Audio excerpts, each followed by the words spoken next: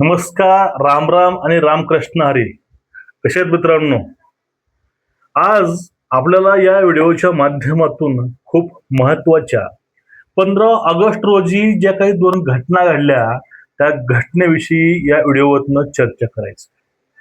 तुम्ही हा व्हिडिओ बघून तुम्ही आतून खूप खुश होणार आहेत आणि तुमचा एका गोष्टीकरता संताप सुद्धा उडणार आहे. तुम्हाला टेन्शन येऊ शकतं, तुम्हाला रागही येऊ शकतो, तुमच्या तळपायाची आग अक्षरशः मस्तकालाही जाऊ शकते. अशीच एक अतिशय भयंकर खतरनाक गोष्ट काल आपल्या भारताच्या स्वातंत्र्य दिनी घडलेली आहे. त्यावरती आपल्याला बोलायचं आहे. आणि दुसरी घटना ती आहे ह्या सीजीपीचा आंदोलनाचं आणि भारतातील क्लासेस माफियाचा बाजार काल नरेंद्र मोदीजींनी हा लाल किल्ल्यावरनं उठवलाय. आपला त्या विषयावरतीही बोलायचं आहे. तत्पूर्वी सर्वांना विनंती आहे, चॅनलला सबस्क्राईब करा, बेल आयकॉन दाबा आणि व्हिडिओ जास्तीत जास्त लोकांपर्यंत शेअर करा. मित्रांनो, झालं असं, आता ह्या सगळ्यावरती महाराष्ट्राचे मुख्यमंत्री देवेंद्रजी फडणवीस यांनी एक वाक्य बोललेलं आहे, ते अतिशय महत्वाचं आहे. ते असं आहे, पण नक्षलवाद हा बंदूकधारी नक्षलवाद संपवलेला आहे, पण जो नक्षलवाद हा डोक्यामध्ये लोकांच्या आहे तो संपवणं अतिशय अवघड आहे. त्याला त्यांनी दिमागी नक्षलवाद असं म्हणलेलं आहे. आता नक्षलवाद बोलायचं कारण काय, असं काय घडलं, असं नेमकं कुठली घटना घडली तुम्ही पाहू शकता.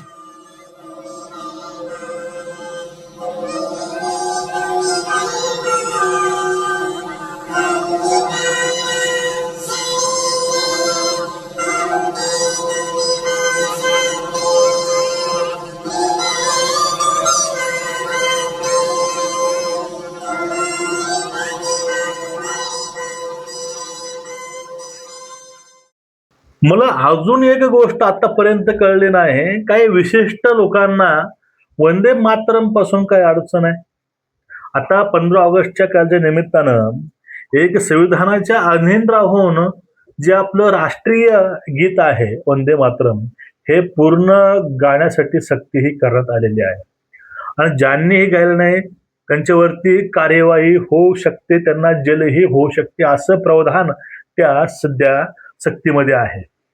मग हे संपूर्ण वंदे मातरम सोनिया गांधी आणि राहुल गांधी ह्या दोघं जिथं असताना हे गायलं गेलं.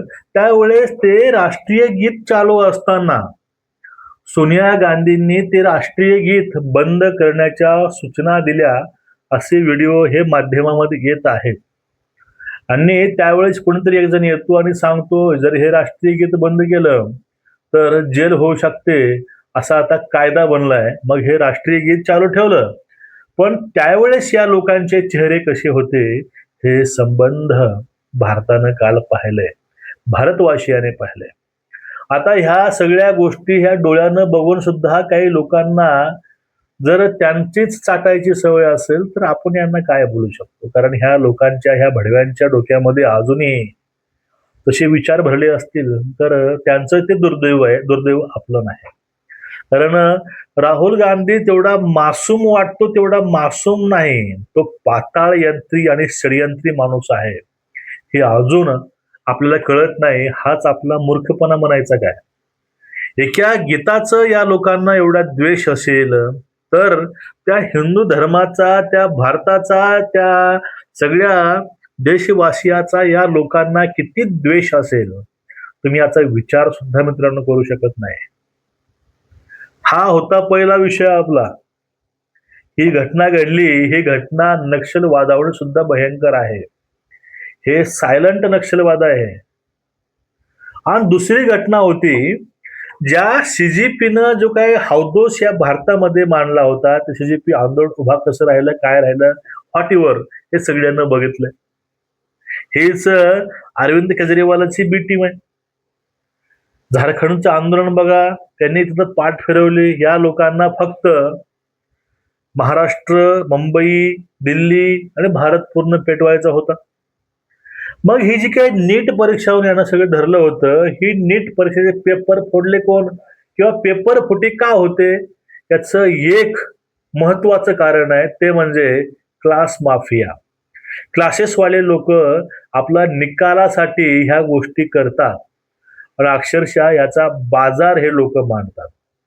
आता जो काही ह्या नीटचा मास्टर माइंड जे होते, काही हरियाणाचे आणि काही महाराष्ट्रातील लातूरचे मोठे गावकर यांचा पण इथं क्लासेस आहे.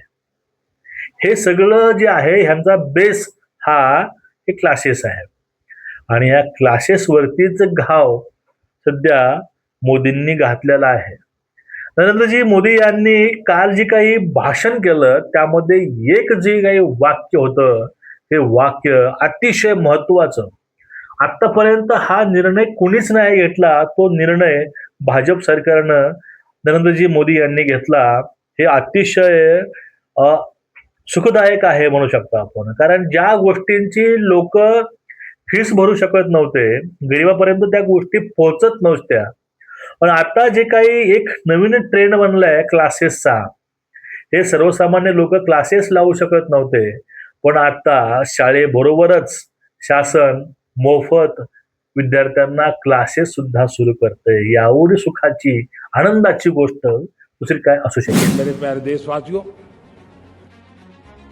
हमारे मध्यम वर्गीय परिवारों के साथ एक बहुत बड़ा बोझ बन चुका है कोचिंग क्लासेस की स्पर्धा। हर माँ बाप को लग रहा है कि कोचिंग क्लास में बच्चे को नहीं भेजा तो हम प्रतिष्ठित परिवार नहीं है। इन गरीब और मिडिल क्लास परिवारों की हम चिंता करते हुए हजारों करोड़ रुपए का उनका खर्च है वो भी बचे, बेटे भी अपने आसपास रह सके, उनकी देखभाल हो सके, परिवार पर आर्थिक बोझ न आए। और इसलिए हमने युवाओं के लिए विभिन्न परीक्षाओं की फ्री ऑनलाइन कोचिंग हमने करने का निर्णय किया है। डिजिटल पब्लिक इंफ्रास्ट्रक्चर है, हमारे पास उत्तम टैलेंट है, टीचर्स हैं, उन संसाधनों को जोड़ करके हम देश के नौजवानों को फ्री कोचिंग देने का एक पूरा नेटवर्क हम खड़ा करने वाले हैं। मेरे प्यारे देशवासी, ह्या सगळ्या सो कॉल्ड क्लासेस वाल्याचा बाजार नक्कीच उठणार आहे. ह्या लोकांनी शिक्षणाचा अक्षरशः बाजार मांडला होता आणि यांच्याच बाजारासाठी हे लोक पेपर फोडायचे आणि यामध्ये अडचणीही शासनाच्या वाढायच्या आणि सर्वसामान्य युवकांचं नशीब आणि जे काही जीवन बर्बाद व्हायचं.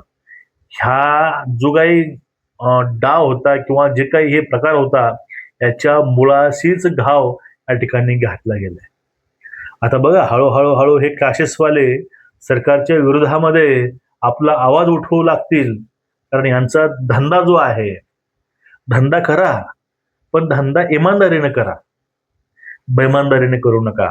आपल्याच विद्यार्थ्याच्या भविष्याशी खेळू नका. काही विद्यार्थी आपले म्हणायचे आणि काही विद्यार्थ्यापर्यंत ह्या गोष्टी पोहोचवायच्या, हे चुकीचं आहे. आता निर्णय घेतलाय शासनानं की सर्व जे स्पर्धा परीक्षा आहेत प्रत्येक राज्याच्या आणि सेंट्रल गव्हर्नमेंटच्या, ह्या सगळ्या स्पर्धा परीक्षेचे क्लासेस हे शासनामार्फत होणार आहेत. कारण अनेक शिक्षक लोक आहेत, अनेक टॅलेंट आहेत, हे टॅलेंट लोक हायर करून यांच्या मार्फत सगळ्यांना क्लासेस पुरवायची घोषणा काल मोदीजींनी केलेली आहे. हे दोन गोष्टी होत्या, या दोन गोष्टीमुळं ह्या सगळ्या लोकांचा बाजार या ठिकाणी आता उठवायची तयारी झालेली आहे. तुमचं एकूणच या सगळ्या विषयावरती मत काय, नक्कीच व्यक्त व्हा आणि व्हिडिओ जास्तीत जास्त लोकांपर्यंत पोहोचवा. मित्रांनो, उद्या भेटूया परत एका नवीन विषयासोबत. तोपर्यंत सर्वांना जय महाराष्ट्र, रामकृष्ण हरी, वंदे मातरम.